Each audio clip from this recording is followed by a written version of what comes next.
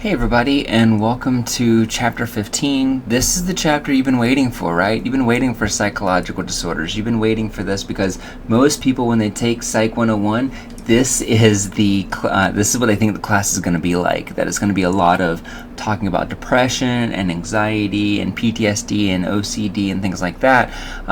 Because usually when we talk about psychology, at least in the media, those are usually kind of why we're talking about it. We're talking about mental health. We're talking about mental illness and things like that. A couple of things before we get started. Let me see if I can change my pointer to a slightly better color than this. I don't want to strain your eyes on this. So yeah, this is better. So this field specifically, there's a kind of a push to rename it psychopathology. Most universities will either hear this chapter in this class called psychological disorders or abnormal psychology. I suspect probably within the next 5 years, because this is a thing that's happened kind of nationwide, people are going to start calling it psychopathology instead of psychological disorders. And a couple of quick notes up at the top that I want to make here. Number one, that we're going to be talking about a lot of hard issues mentally and psychologically and spiritually. We're going to be talking about things like depression and anxiety and trauma, broadly speaking, and self-harm and things like that. So there's a lot of potential landmines for anybody who is feeling sensitive towards those topics right now. So just a heads up on that.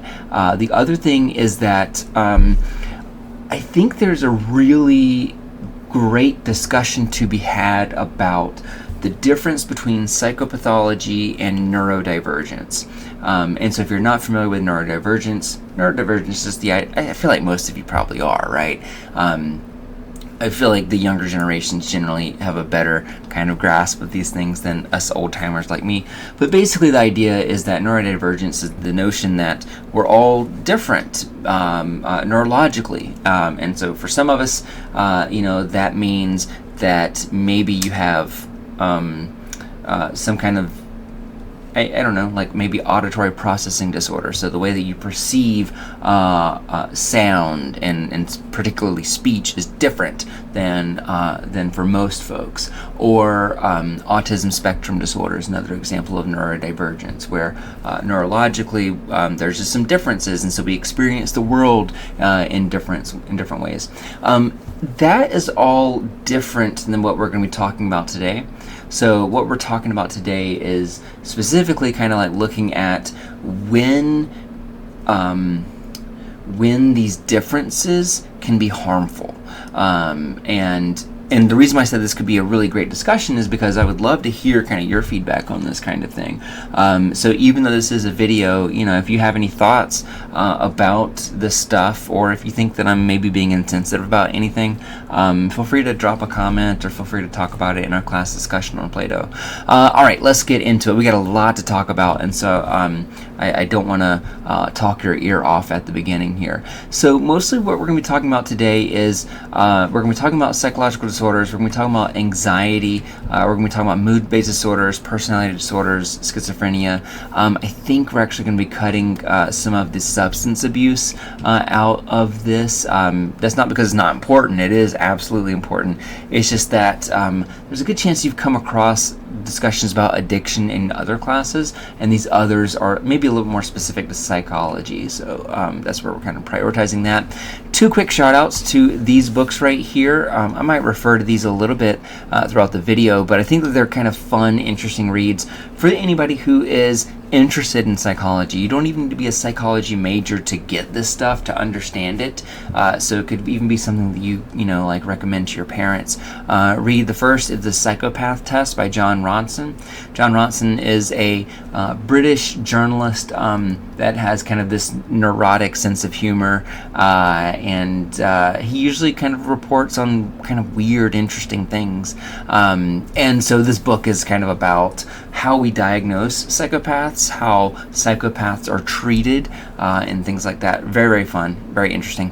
And then The Man Who Mistook His Wife for a Hat. This is a book that was published some time ago, but Oliver Sacks, who is since deceased, but he was a a neuroscientist, and kind of psychiatry was kind of his field that he was finding himself in as a medical student.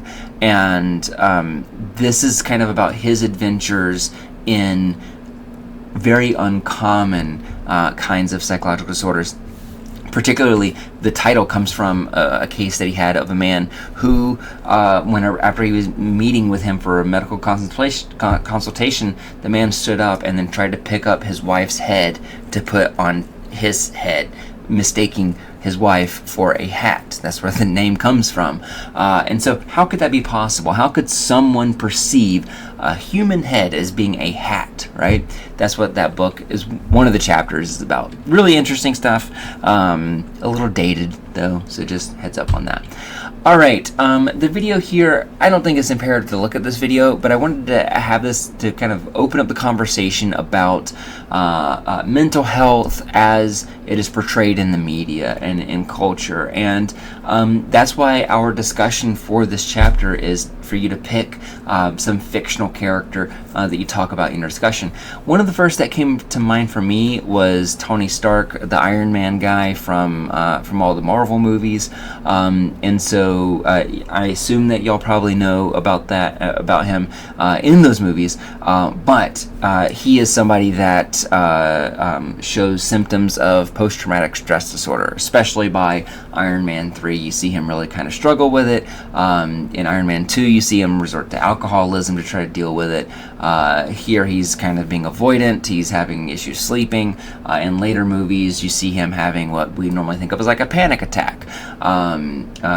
Like whenever people talk about being triggered, usually that's what they're referring to. So it's kind of an interesting kind of look at this in a popular format. Is it the most accurate depiction of PTSD ever? No, I don't think so. Not by a long shot. But I do think that it's nice to have these representations in movies or in TV shows. And sometimes that can be good, and sometimes it can be bad. And I think that really the thing to just be critical of it. Anytime you see, okay, let's well, actually, I'm not going to get into it yet. I was going to talk about suicide. We'll talk about that a little bit later when we talk about 13 Reasons Why. But what I was going to say is, like, okay, for example, when we talk, I've heard people talk about Big Bang Theory. If you remember that sitcom growing up, people would refer to Sheldon as having autism spectrum disorder. And that always bugged me because it's not, that doesn't mean that he is a good representation of that. Because really what he is just the idea created by a couple of screenwriters, right? And we're relying on them to really know their stuff with autism spectrum disorder, and they don't really. And so it's not really a great representation or depiction of that.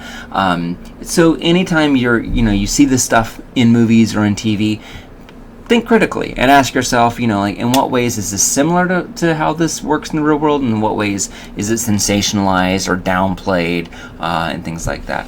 All right, so let's get into it. So when we talk about psychopathology, when we talk about psychological disorders, usually what comes to mind is, like, for most folks, is like anxiety and depression, because those are commonly experienced, as is post-traumatic stress disorder. But we may also think of some of the less common ones, like schizophrenia, or what we call dissociative identity disorder, or multiple personalities, where people like have different personalities inside their heads and stuff like that. Or maybe you think about OCD. You think about these that are very, very different than the common experience. So what do they all have in common, right? Because those are all extremely different from one another. Basically, for something to be considered a psychological disorder, it needs to fall into these 4 criteria. You should be able to answer something about these 4 questions. So let's take a quick look at them. And as we move forward, I want you to be thinking about, in what way does schizophrenia show up in these 4 questions? Or what way does depression show up in these 4 questions? So here we go. So number 1, does this behavior deviate from cultural norms? In most of the cases we're going to be talking about, it does. But just because it deviates from cultural norms doesn't mean that it's a psychological disorder. So, for example, I watch. Let me think of it. Okay, so let's say if I wore my t-shirts backwards, right? That would deviate from cultural norms. Most people don't wear their t-shirt backwards.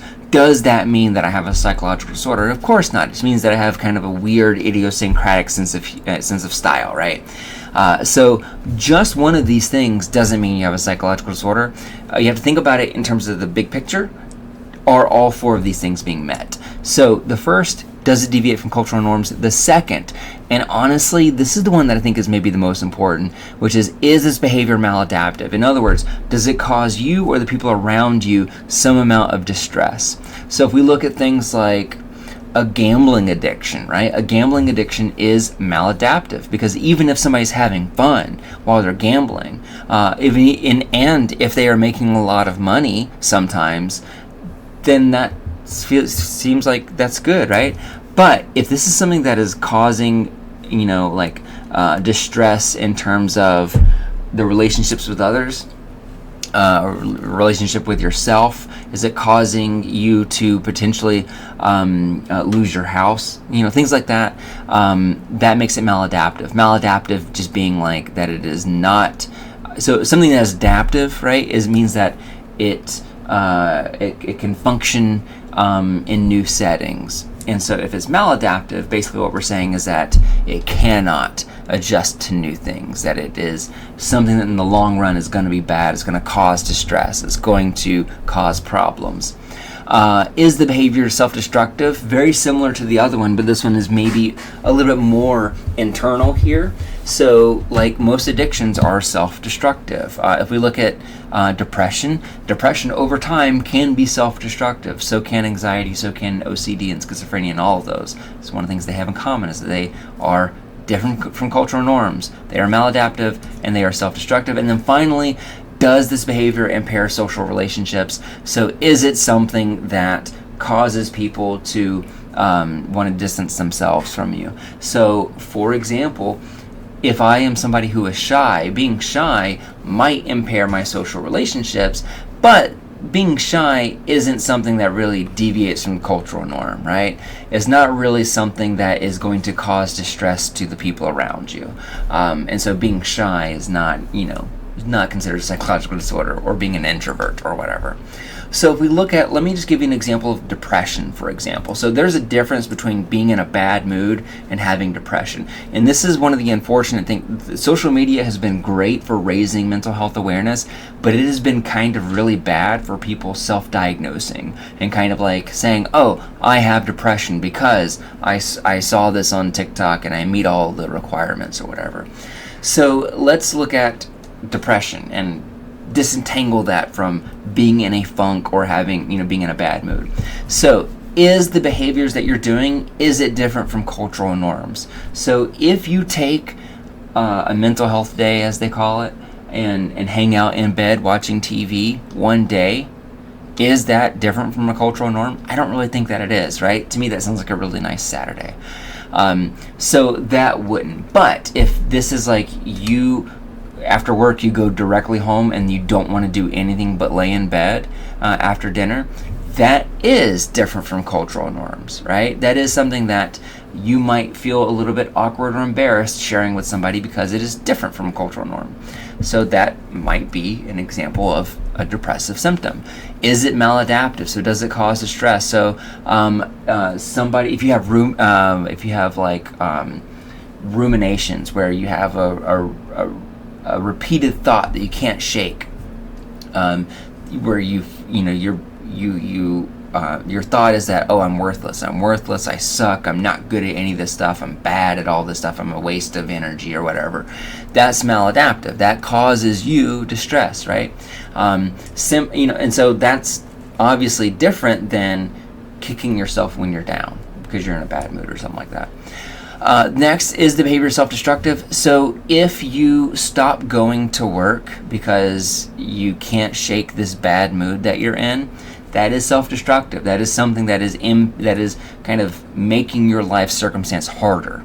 And so that would absolutely be something that's self-destructive. And then finally, if you are in bed all day and you can't get yourself to hang out with friends or reply to texts and stuff like that, and you feel like you are isolating yourself, and that's impairing social relationships, then all four of these things are met. that probably sounds like depression. So if you are in a bad mood and you're feeling guilty because you're in a bad mood, don't feel guilty because you're in a bad mood. You have no reason to feel guilty because you're in a bad mood. And if you're feeling guilty because you're depressed, don't be. Like, you shouldn't feel guilty for that.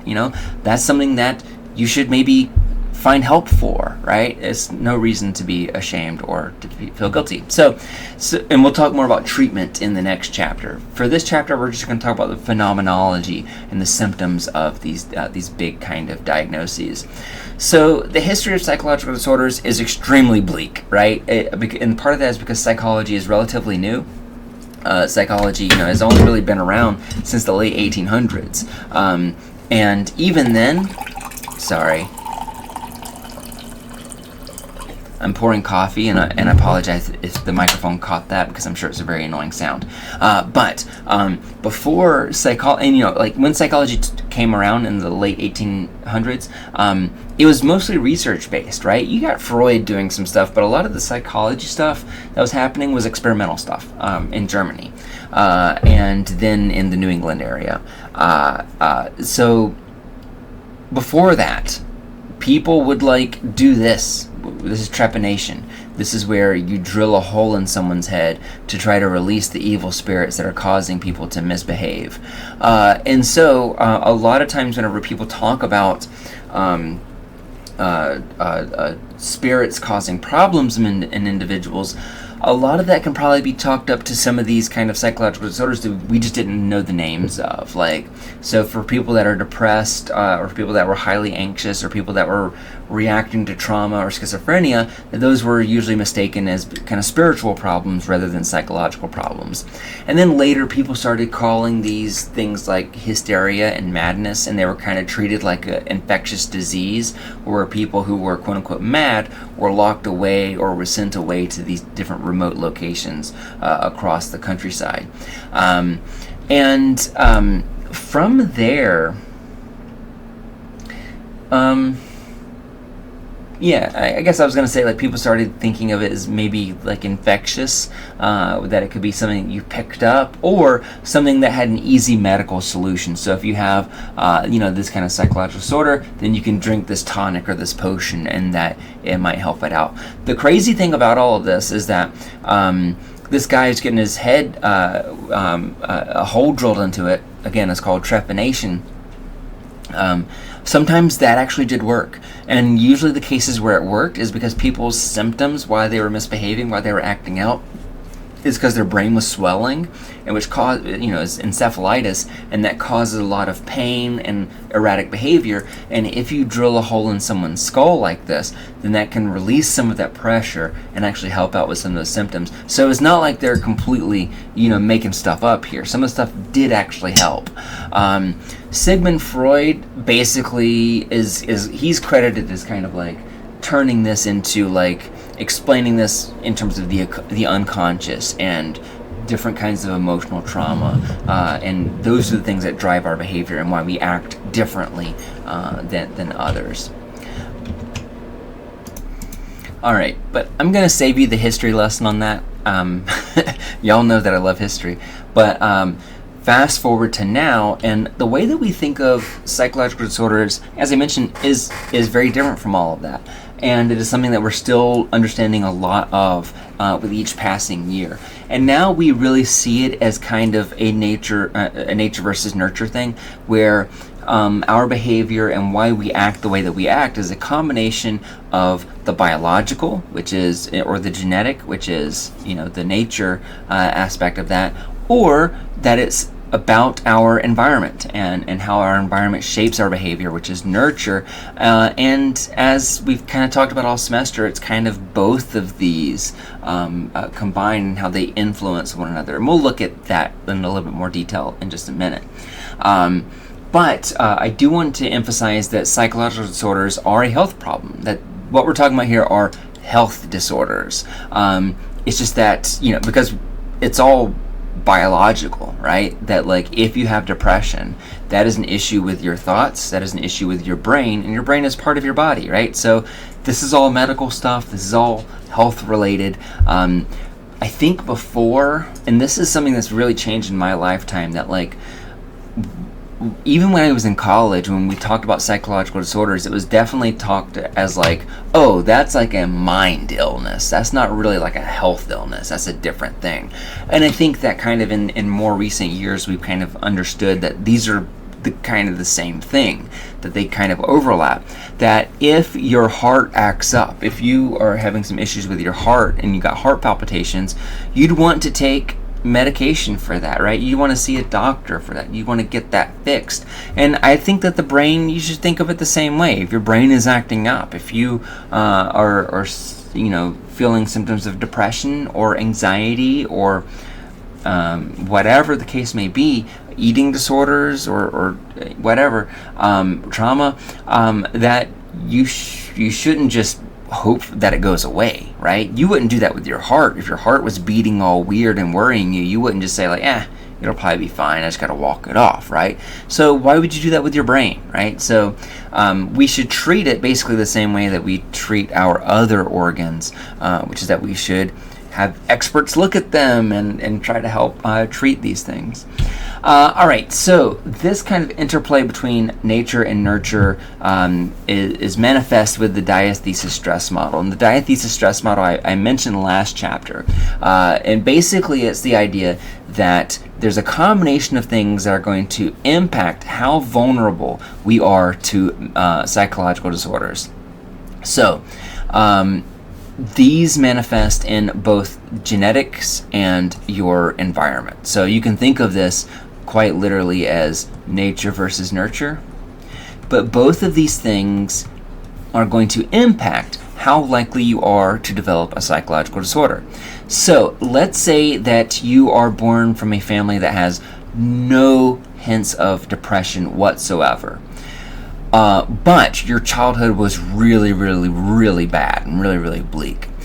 That childhood is going to make you more vulnerable to psychological disorders than if you had a great childhood, right?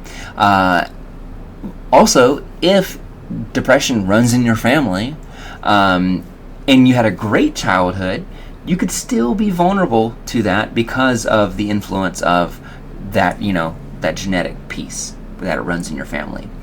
But let's say that you have both. You both have a really bad childhood, but you also have depression running in your family. That's going to make you even more vulnerable to psychological disorders. So I guess the take home from this, I think there's two kind of pieces that I want to really stress. The first is, and I'm going to make an example of people that are unhoused, that are homeless right now, because a lot of times people that are unhoused also have psychological disorders. And the question is, well, why is that? Is it, people will say it's like a chicken and the egg thing.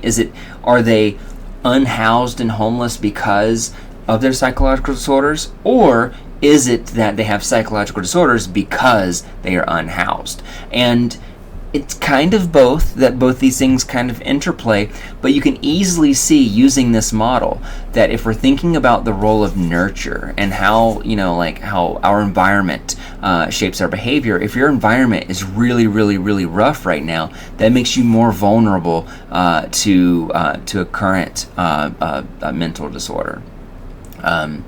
So it's kind of like your environmental stress makes you more likely to develop that than you would have if you were in a really stable job, in a really supportive family and things like that. All right. So, and this just kind of explains what I just mentioned there. So this is a look at the DSM-5. The DSM is the Diagnostic and Statistical Manual for Mental Disorders. It is kind of the gold standard diagnostic manual in psychology. So basically, if you are around Wilson Hall and on campus, and you go to the front psych office, you can ask, or if you go to the library, you can find a copy of the DSM. I don't have one here at my house. Actually, I might, but it's in my spouse's office. But if you get a chance to find one, they're really, really interesting to kind of flip through, because basically it's just like a book that's just a list of different disorders and the symptoms that might qualify as evidence for those disorders. So here are some of the categories where you have a neurodevelopment disorder. So we would be talking about symptoms specific to autism spectrum disorder, or we could talk about schizophrenia, or we could talk about bipolar. We could talk about depressive disorders. So major depressive disorder is the key player here. Anxiety disorders, obsessive compulsive disorders, trauma, so that's where PTSD kind of comes into place. Dissociative disorders, which could be like, sometimes people talk about like repressed memories, where like you experience something that was really traumatic and you don't remember it. Somatic and symptom related disorders, this would be like, sometimes you hear people talk about like psychogenic blindness or somatic blindness, where people, their eyes work just fine, but because of some psychological reason, they are blind. They can't see anything. Eating disorders, elimination disorders, which is what bedwetting falls under. Or there are the opposite of that, where people will like hold the bathroom so long that it causes bladder infections and stuff like that. That would fall under elimination disorders. Sleep disorders, sexual dysfunction disorders, gender dysphoria, disruptive conduct disorders, substance abuse, neurocognitive disorders, which this would be where like Alzheimer's fits into that. Personality disorders and paraphilic disorders, which would be like what we think of normally as like quote-unquote fetishes. And so those are the different kinds of categories that we have in the DSM-5. And so you can see all the different examples of those if you grab a copy of your own. The old one is quite different. And so whenever I first got into college, we had the DSM-4, so we had the old version of it. And then it wasn't until my first couple of years I was in grad school, they switched over to the DSM-5. And you can even see, like, for example, Axis 2, this category right here, it says the phrase mental retardation. And I feel like now, today, we know that to be offensive, right? That, like, if you were to use those words to describe somebody, that would be hurtful, that would be uncalled for. And if you look at older versions of the DSM, you'll see this as well, where like you'll see where homosexuality was considered a psychological disorder back in DSM-2, for example. And so was PMS. PMS was considered a psychological disorder, albeit temporarily.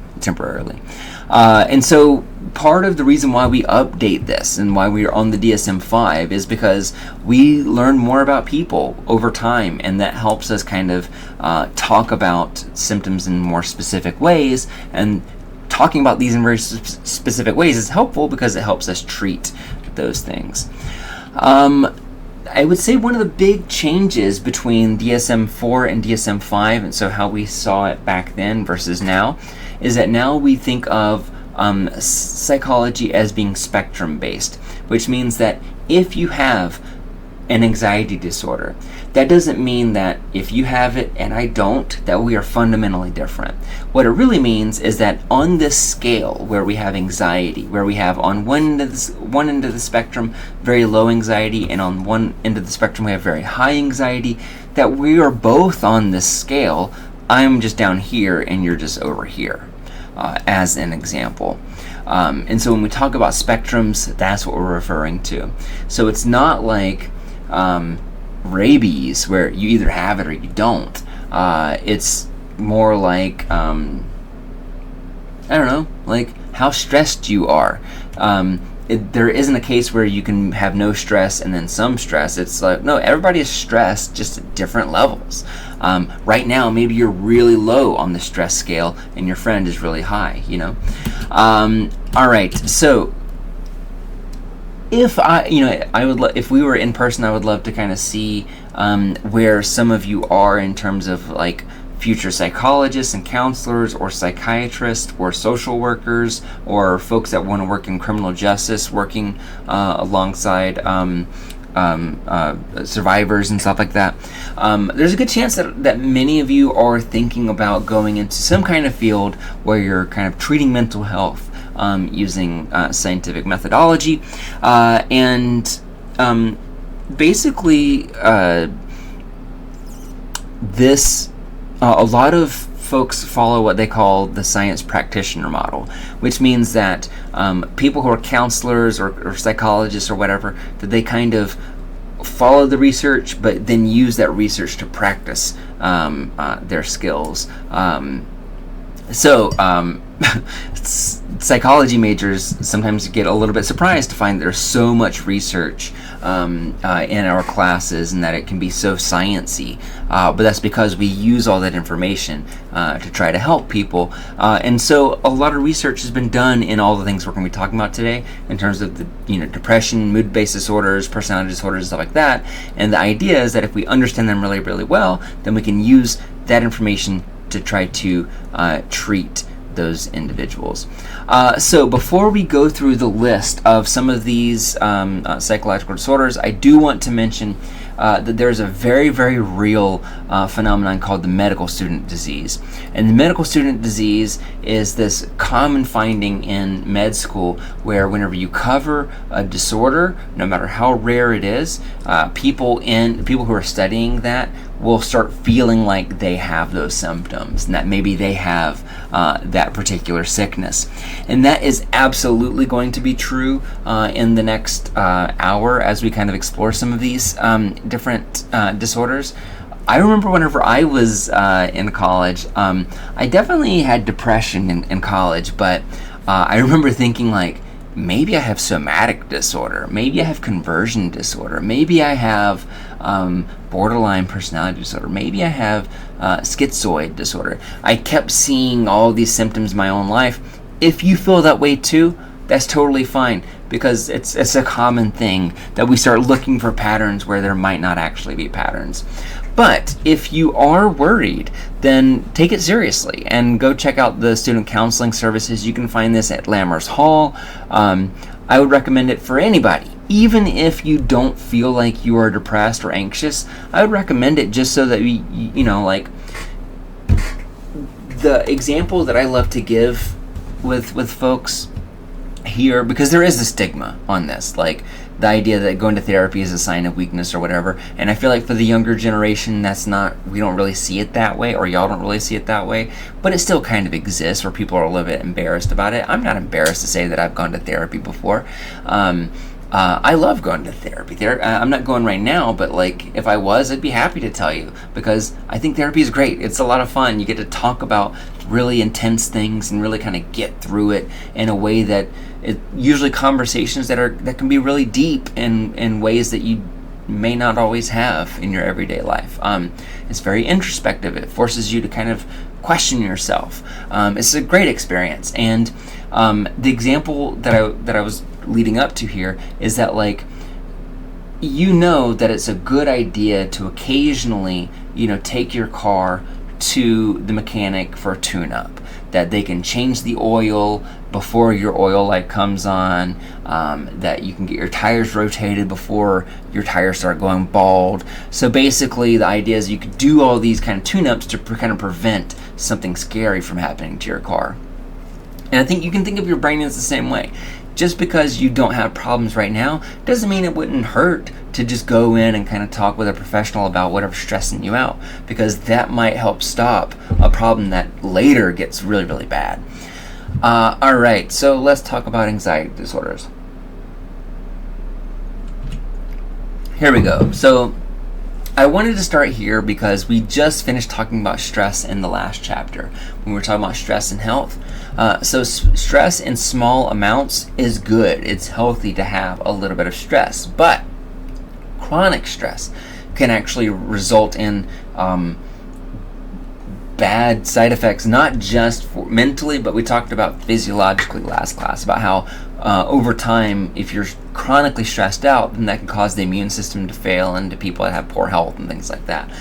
So chronic stress can turn into an anxiety disorder. It can turn into generalized anxiety or a panic disorder.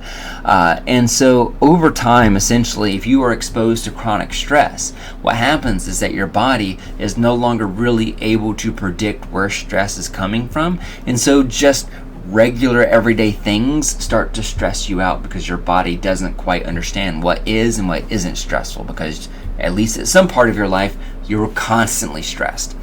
So how this manifests for folks is that they can be chilling in class, just totally hanging out, and then all of a sudden, for some reason that they may not even be able to identify, they don't know what triggered it, but your body, your heart rate starts to increase, you start to have sweaty palms, and you start feeling like you can't catch your breath, and it feels like you're losing your mind, or that you are suffocating, or that you're hyperventilating. And this can obviously cause some pretty emotional side effects. It can cause problems with cognition and your ability to concentrate, your ability to focus, your ability to respond to questions that that people are asking out of you. And this is not an uncommon thing. 1 in 4 Americans in their lifetimes will experience something that looks like an anxiety disorder. And so, honestly, for a lot of you, that's going to be your teenage years or where you are right now. For a lot of folks, anxiety can be highest in their early 20s, whenever they are,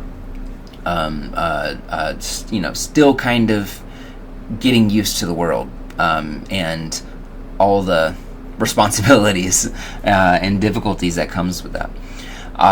So if you can make it to 30, then you're good. After that, and your anxiety will generally decrease for most folks.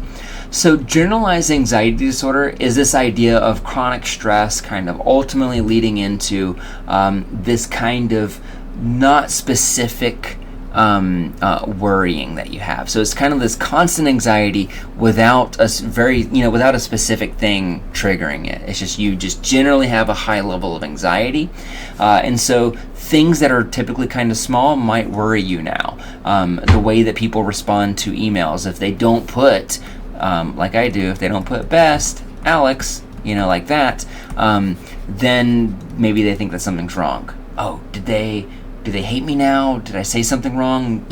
Like that kind of thing where you're worrying over something small could be a symptom of generalized anxiety disorder. Hypervigilance is a pretty common symptom of this too, and this is like the inability to not focus on random little things around you. And so if you are hypervigilant, you have a hard time being in a like a public space, like a classroom, because now you have like difficulty tuning out conversations that are happening in class, or you can't stop thinking about somebody who's sitting in front of you. They're looking on their computer screen and you can't turn away from it. Or if you're in a movie theater and you hear somebody crinkling a bag of chips behind you somewhere, those kind of small little things that you have trouble disengaging from, that is hypervigilance. And obviously this can cause a lot of issues because you're constantly kind of stressed and tense, so it can lead to irritability and being tired, but can also lead to migraines and headaches and a sense of restlessness. Panic disorder is also another anxiety disorder. And panic disorder is most time, and this is, I went on a little bit of a rant about social media earlier, and one of the things that, it's really nice that it's raised so much awareness about mental health, but in other regards, it's really made some words kind of meaningless. Like, I feel like the word gaslight, it once upon a time meant something, but now it's been used so much that it's kind of lost its sense of meaning. And I feel like the word trigger is like that too, or basically a trigger is something where some kind of stimulus is going to have a rapid, unpredictable onset of these different kinds of fight or flight symptoms. So maybe it's nausea, maybe it's like a hot flash that you're having and you're sweating and you're shaking and you lose that sense of feeling in your extremities, in your hands, and in your face. You start hyperventilating, your heart's doing all these weird things, and you feel like the world is spinning. That's panic disorder. And one of my friends has panic disorder, and for her, it's always like it's the biggest inconvenience for her whenever she is driving, because she can be on the interstate. I almost said the Mass Pike, but she doesn't actually live in Massachusetts. If she's on the interstate and she might feel like she has trouble catching her breath, even though she has all the air she could ask for. Her windows rolled down, so she feels like she can't catch her breath, and so she has to pull over and essentially like go a few minutes, through this and experience it before it kind of wears itself out. But it creates a panic attack, and a panic attack is usually what people describe as feeling like they're going to die or go crazy in some way, like they're legitimately going to lose their mind and never be able to retain it, or that people feel like that they are about to pass out, and if they do that, they're going to die and not come back, and that can cause lots of anxiety, right? And usually these are the symptoms that occur with panic attacks. Next, we have PTSD. So PTSD is, most of y'all know post-traumatic stress disorders. I feel like it's one of those that people talk about in the media a lot, and also like a lot of movies are about trauma and about grief and how it's managed and how it plays out across people's lives. And that's what PTSD is. Let's take a look at what this says. It's post-traumatic, so it's something that happens after trauma where stress is involved. So after trauma, you have trouble controlling stress. That would be PTSD. And oftentimes, at least I feel like a lot of times in the media, this is reflected in military service or even police service or first responder service, where people think of PTSD as something that you have to be in a war zone for. But actually it doesn't need to be like that at all. People can very easily have PTSD coming from spousal conflict or domestic violence, especially if it's physical. Sexual abuse, including rape, obviously could classify for PTSD, and even kind of like weather-related disasters. So like if your house was destroyed by a tornado, then the next time you hear similar heavy winds, you start freaking out. You start having this kind of stressful response after your trauma. And we're learning so much about this as the years go on. It used to be called shell shock because it was kind of, like used or seen during World War II, and people would just come back from the front lines just shaken and like catatonic. They're unable to speak. They're unable to respond because they're just kind of like, bugging out. But that was the name, and now they've kind of tried to make it a little bit more or a little less offensive than that. And so when people talk about any kind of military operation, PTSD can come up. And actually, now that I think about it, I was going to say football, but I feel like that's more CTE, which is more neurological and not necessarily trauma, the way that we're referring to trauma here. All right, and I know PTSD is a huge, very interesting topic. So if I'm talking about any of these things, you want to learn more, I would be so happy to talk about those if you send me an email. All right, let's talk about phobias. So phobias, you probably know what a phobia is. It's one of those words that I feel like everybody kind of knows. A phobia is an irrational fear and an extreme fear. So for example, it's totally okay to be afraid of spiders, to be afraid of guns, to be afraid of sickness, to be afraid of snakes. But if your fear is so exaggerated that you won't even like go into the same room as a snake, or as the same building as a snake or of a spider, then that seems to be an issue, right? That seems to be an irrational extreme version of that fear. And these typically, unlike the others that we talked about, which kind of are a mixture of nature and nurture, phobias are much more clear, where they are much more like, these are learned, that we learn phobias, that we pick it up through our environment. So you can easily imagine like baby Albert, right? Like that kid that was just chilling, and then they hit the really loud sound, and he associated it with that bunny rabbit. They created that phobia using classical conditioning. These can range from pretty mild, like there's a lot of people who are strangely kind of fearful of peanut butter, which probably doesn't affect people's lives all that much, compared to some others like the fear of going outside. So that agoraphobia would be more intense in terms of how much it might impair your social life, how much it might be maladaptive, and things like that. So here, let's run through a bunch of different phobias and see if you can guess what they are. What is this? Do you want to guess what this is? This is the fear of heights. What about arachnophobia? Most of you probably have heard of that before. It's the fear of spiders. What about agoraphobia? Hint, hint, I just mentioned it. It is the fear of going outside or the fear of leaving safety. Aviophobia, what do you think about that? It's kind of like what it sounds like. It's the fear of flying, like the fear of aviation. Claustrophobia, that's a pretty popular one. That is the fear of tight spaces or the fear of being closed in and not being able to escape from it. And that can be like people don't like getting into closets. It can also be like just if your jacket is too tight and you feel like you can't get out of your hoodie or whatever. What about chaetophobia? Chaetophobia is the fear of hair. Gerontophobia comes from gerontology, so that is the fear of the elderly. Pupophobia. What about pupophobia? Pupophobia is the fear of puppets, which I feel like is kind of increased over the years, much like it has with clowns. Pyrophobia, which is the fear of fire.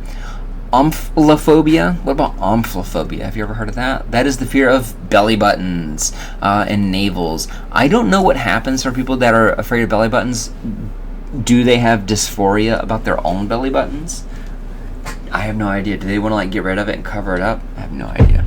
Cometophobia. Cometophobia is the fear of comets, which I guess is common enough that, they actually have a word for it, which is surprising. Coulrophobia, which is the fear of clowns, which I mentioned earlier. Tetraphobia, which is the fear of number 4. Mesophobia, which is the fear of germs and contamination.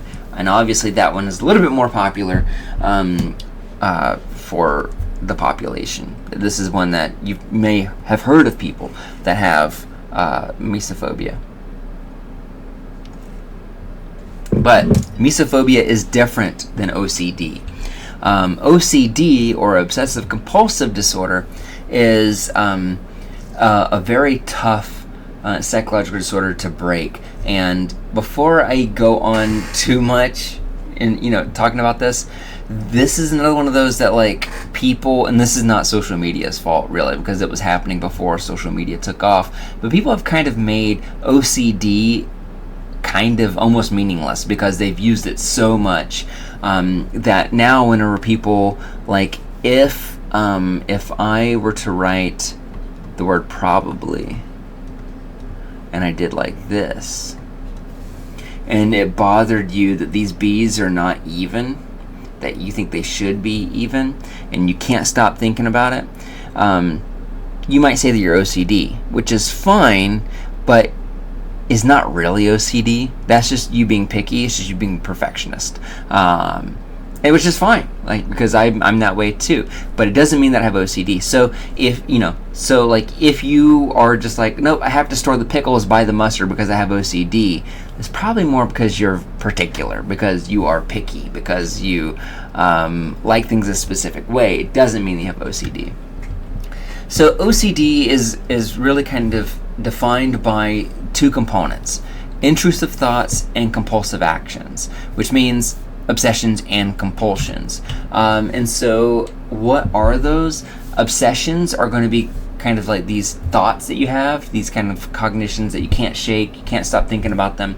And the way that we can get rid of them is by doing a behavior. And that is usually a strange, unrelated behavior. So let's say that my obsession is that I am obsessed with germs, and I'm worried that I'm going to get germs, and then I'm going to spread germs, and that it's going to kill me, and things like that. In order for me to stop doing that, then I have found that taking one sip of coffee, or 3 sips back to back, so 1, 2, 3, that gets rid temporarily of my obsessions, then there we go. We now have the obsessions and the compulsions, and these compulsions are going to lead back to the obsession. So it's kind of like a cycle that repeats.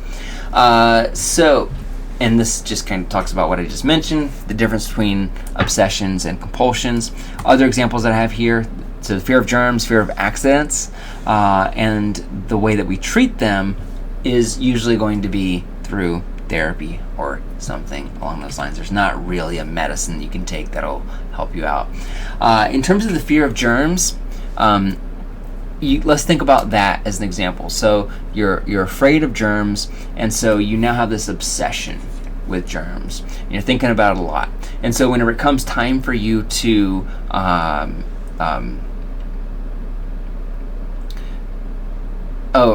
I just lost my train of thought. So when it comes time for you to deal with those obsessions, that you're obsessed about these germs, you're worried about these germs, that you're going to start washing your hands, and that turns out to help your obsessions. You're not worried about the germs now, but you have to do it 20 times a day in order to get rid of those obsessions.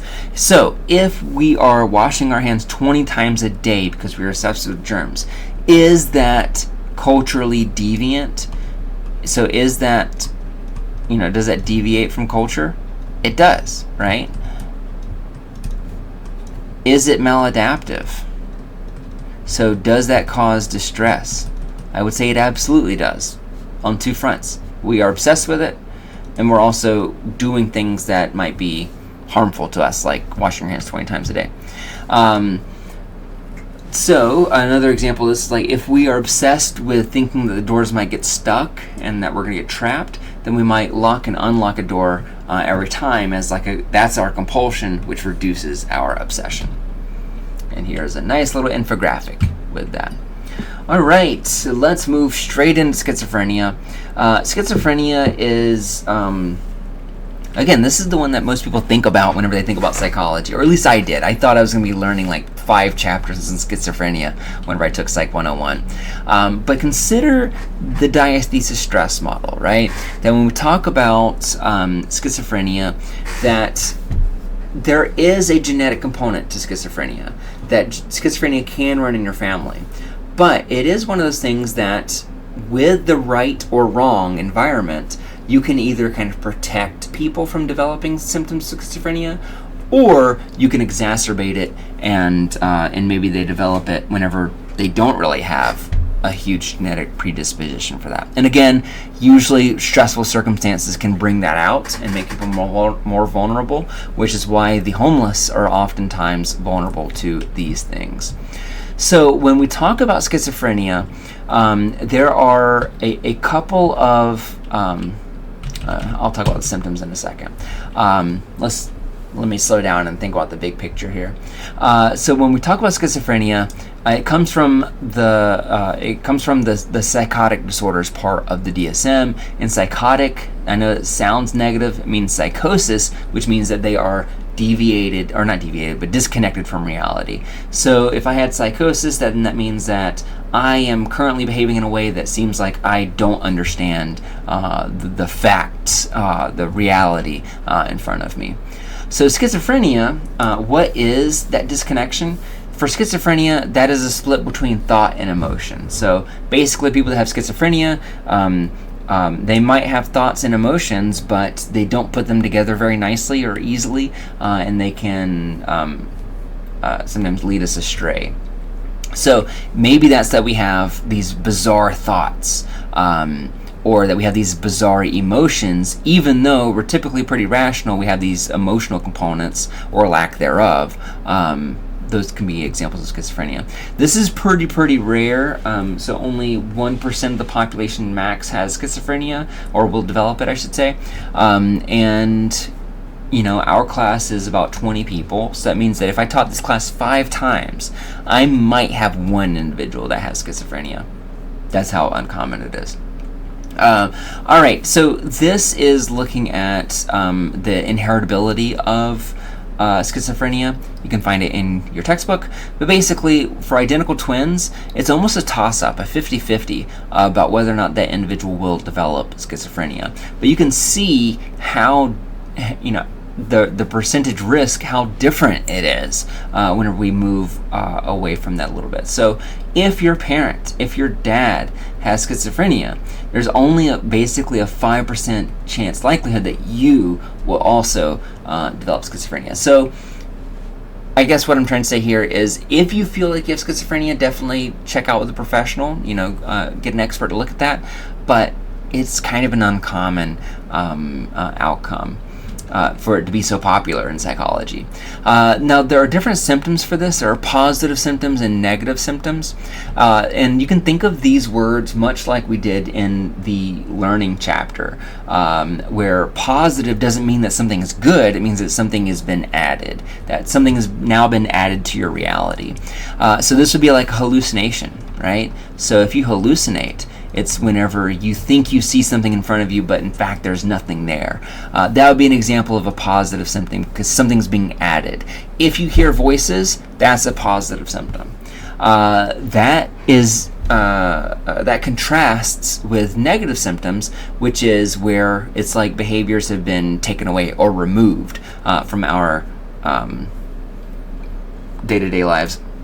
So an example of this would be like, I think maybe one of the more common ones is catatonia. Catatonia. And catatonia is where you don't react. You're just like dead to the world pretty much. It feels like you don't really have an emotional reaction. Whenever you're talking with somebody, you don't make eye contact because you also have maybe some social deficits. And those are negative symptoms. And for schizophrenia, there's actually medication that treats positive symptoms and medication that treats negative symptoms, and oftentimes people will just have one or the other. So that's one of the things in media. If somebody has, in a movie or TV show, if somebody has schizophrenia, then usually they will have both of these, when in fact usually it's one or the other, and we have medication that treats each of those separately, differently. So here are some examples of some positive symptoms where we have hallucinations, which are, you think you see or hear something that's not actually there. But we also have delusions, which sounds similar but is different. And delusions are where you have you believe something that is wrong, and usually it's wrong in a way that is hard to understand why. So, for example, and this one actually got from one of my friends in high school. She was the youngest of 3 sisters, and I'm going to be vague here because some people I know in my real life do watch these videos. But she was the youngest of 3, and her oldest sister, had schizophrenia. And I remember whenever we were maybe 17 or 18, we were riding together in a car, and she started mentioning how she thought George W. Bush was speaking to her through the radio, and specifically through different kind of commercials and advertisings on the radio. So that's an example of a delusion where she genuinely believed that this was happening, and so that's a positive symptom. So it's something that's added there. Here are some of the different delusions. I'm not going to test you on any of these specifically, but I thought they were interesting, where you can have a delusion of persecution. So you have a delusion that people are following, or, spying on you, following you, trying to hurt you. Delusions of grandeur. This is a pretty popular one, where you have this delusion that you are a great power, that you have that you have great power. Where, to the extent where like you could touch somebody and heal them, for example, or that people think that they are the reincarnation of Jesus or something like that. That's examples of delusions of grandeur. And then we also have like delusions of control, which is like the belief that you think that your thoughts are being controlled. And my friend who would later go on to get a schizophrenia diagnosis, just like her older sister, she had delusions of control. All right. I don't want to talk about this too much, but other positive symptoms of schizophrenia could be loose associations, which is sometimes called a word salad, which is whenever you have words that are together but don't really make sense. So here's an example. All right, Christmas teeth and the apple sounds of streets with the mountain of airs. So people that have schizophrenia might talk as if it makes sense when in fact it just doesn't. The associations that they're making are all pretty loose. In other words, it's hard to kind of track the logic of their communication. All right, negative symptoms. This would be like catatonia, which is what I mentioned earlier. You could also exhibit no affect, which is where those patients show no outward emotion and no social awareness. And even social deficits like avoiding eye contact or having a hard time understanding what people are thinking. Those are negative symptoms of schizophrenia. All right, let's talk about mood disorders. I think from here we're going to talk about mood disorders, then we're going to talk about personality disorders, and then I think we're pretty much out of here. I'm saying that because I just saw that we're at the hour mark. We've talked about moods a little bit this semester, but not too much. Moods are subtle, long-lasting effects to your emotional state. So they're not super intense, and yeah, they just kind of linger around. They may affect behavior a little bit, but they're not, huge. A mood disorder is where your baseline level of mood is being changed. So if you are really upset for 2 days, that doesn't mean you have depression, right? Because we're talking about your mood, like your long-lasting general feelings towards stuff. So major depression symptoms can include a lower mood, changes in appetite, and this one's tough because for some people it actually goes up, where you eat more when you're depressed, which is actually one of my problems, is that whenever I'm feeling bad, I like to eat. Or it could be the opposite, where whenever you lose your appetite whenever you're feeling bad. It can cause issues with sleep, it can cause issues with concentration, with staying awake, and with being irritable.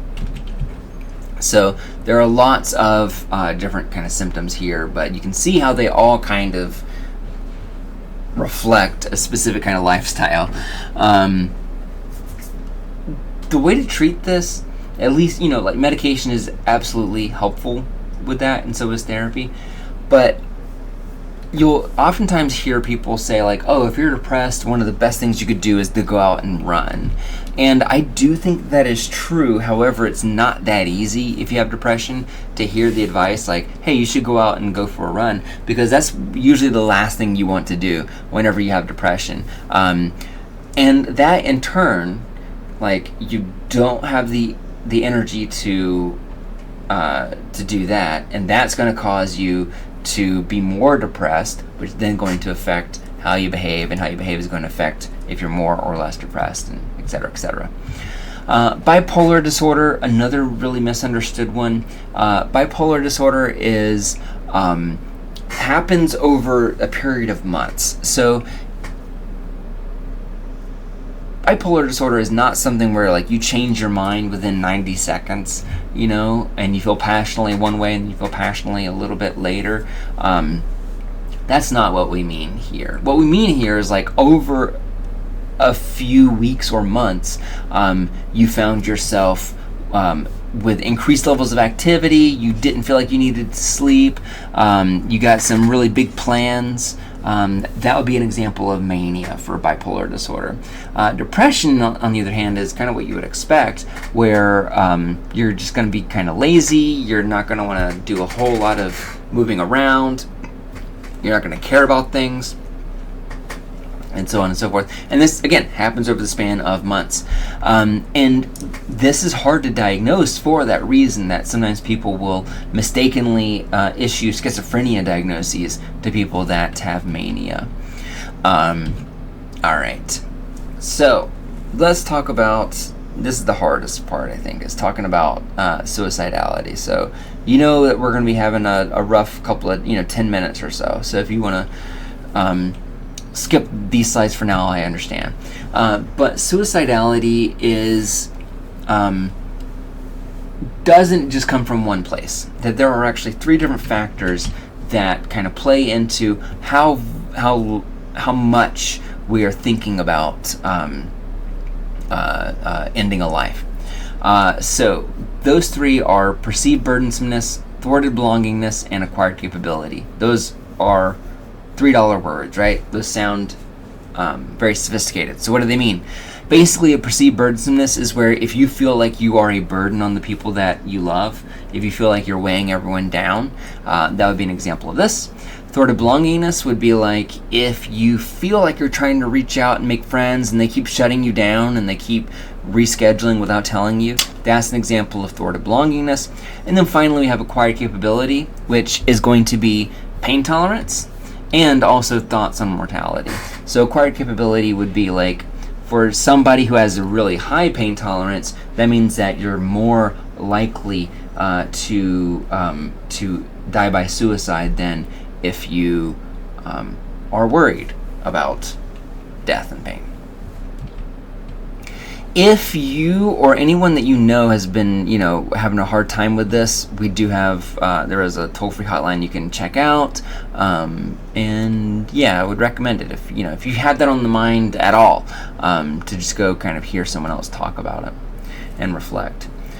All right, now we have personality disorders, and personality disorders, we got like 9 or 10 of these, but we're only really going to kind of make a few comments as we go along the way.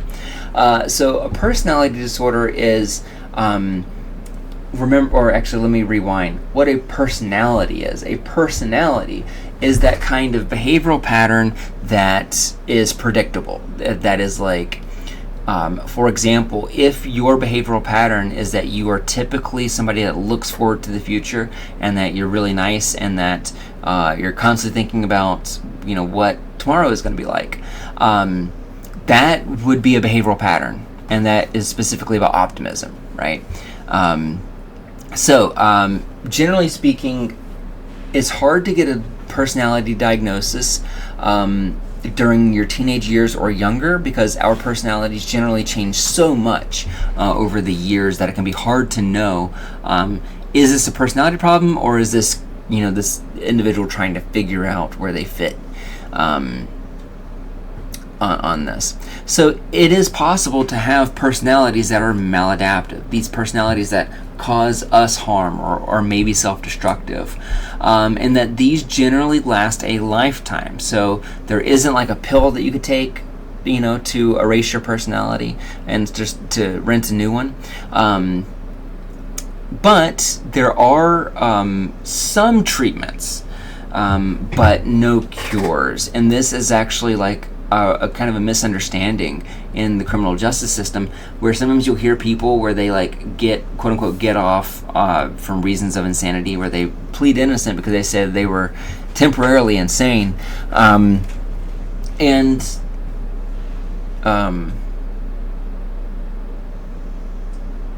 I already lost my sorry, I lost my thought again. Where was I? Thinking about psychopaths. If personality doesn't change and somebody gets locked up for reasons of insanity, they can be in that hospital until the state recognizes that they show improvement and are not going to be likely to do this again. So people that are psychopaths, they that end up going to jail because they're a psychopath, and because it's they're a supervillain or whatever,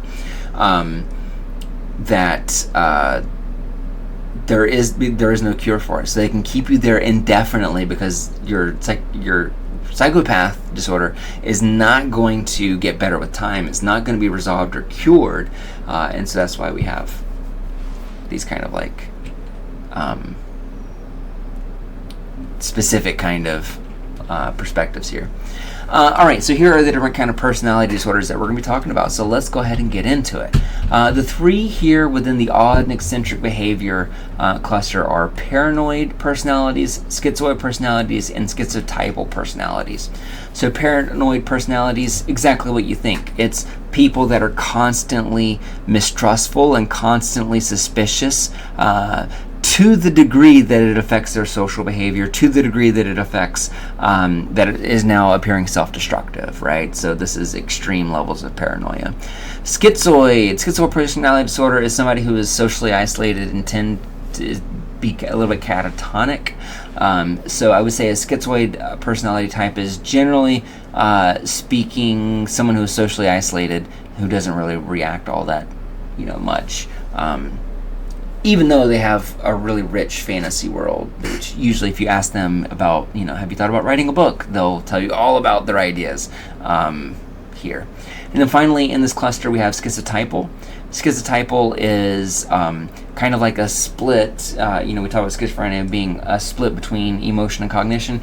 That is really where kind of schizotypal fits into place, where we're looking at people that have some big differences in the way that they behave and how attached and isolated they're willing to be. All right, the next group we have are the anxious and fearful behavior contestants, or diagnoses, I should say. So here they are. So the first is avoidant, so the avoidant personality disorder. This is somebody who is easily hurt or embarrassed, and so for that reason they will try to reduce, to the degree that they can, to reduce their exposure to that thing that they are fearful of.